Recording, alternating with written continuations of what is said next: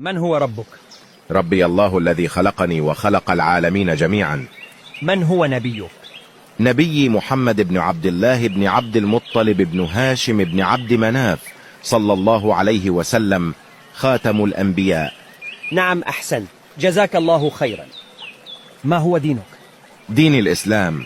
قال تعالى: إن الدين عند الله الإسلام. ما هو كتابك؟ كتابنا هو القرآن الكريم. ما هو القرآن؟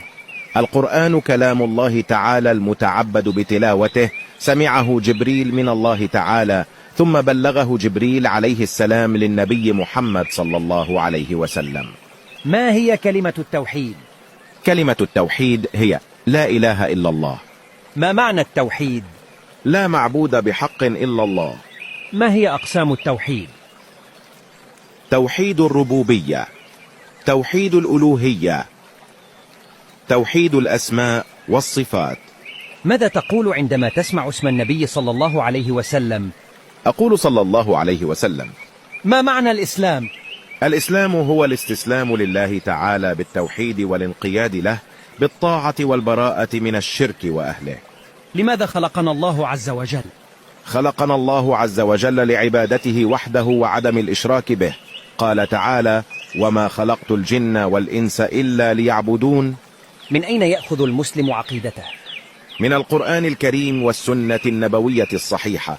قال تعالى: وما ينطق عن الهوى إن هو إلا وحي يوحى. كم عدد أركان الإسلام وما هي؟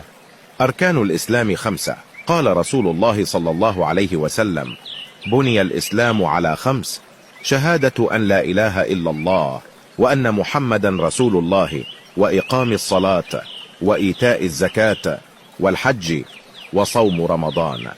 الشهادتان: أشهد أن لا إله إلا الله وأشهد أن محمدا رسول الله.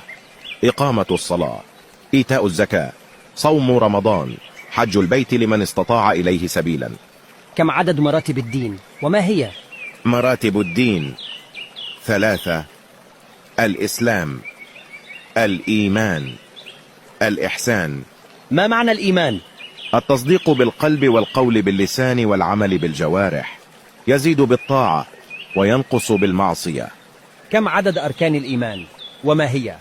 أركان الإيمان 6، وهي: الإيمان بالله، الإيمان بملائكته، الإيمان بكتبه، الإيمان برسله، الإيمان باليوم الآخر، الإيمان بالقدر خيره وشره.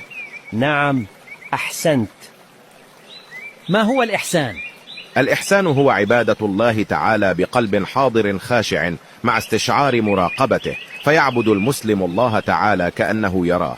قال رسول الله صلى الله عليه وسلم: الإحسان أن تعبد الله كأنك تراه، فإن لم تكن تراه فإنه يراك، وهي أعلى مراتب الدين. نعم، أحسنت، جزاك الله خيرا. ما هو عمود الدين؟ الصلاة عمود الدين. أين ولد الرسول صلى الله عليه وسلم وأين توفي؟